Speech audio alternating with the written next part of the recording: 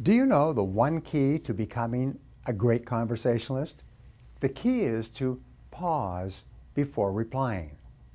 A short pause of 3 to 5 seconds after a person stops talking is a very classy thing to do in a conversation. When you pause, you accomplish 3 goals simultaneously. First, you avoid running the risk of interrupting if the other person is just catching his or her breath before continuing. The second benefit is that you show the other person that you are giving careful consideration to his or her words by not jumping in with your own comments at the earliest opportunity. The third benefit of pausing in conversation is that you will actually hear the other person better.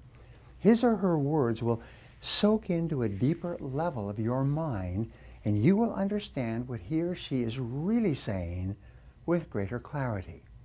By pausing, you mark yourself as a brilliant conversationalist. Another way to become a great conversationalist is to question for clarification. Never assume that you understand what the other person is saying or trying to say. Instead, if you have any doubt at all, ask, "How do you mean?" Or, "How do you mean exactly?" And then just pause and wait.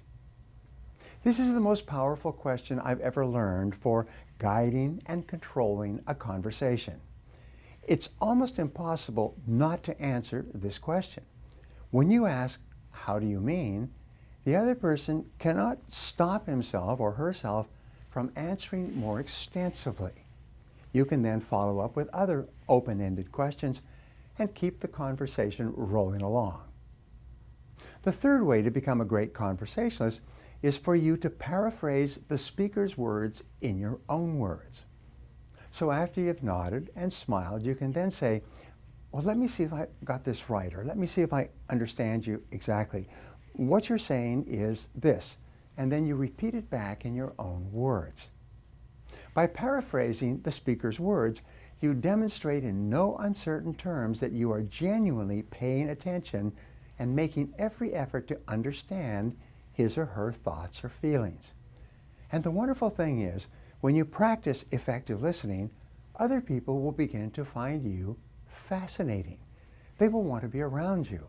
They will feel relaxed and happy in your presence because when you listen to other people, you make them feel important. The reason why listening is such a powerful tool in developing the art and skill of conversation is because listening builds trust.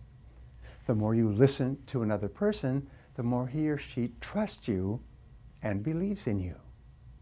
Listening also builds self-esteem. When you listen attentively to another person, his or her self-esteem will naturally increase. He or she will feel better about themselves. He or she will feel more valuable and more respected.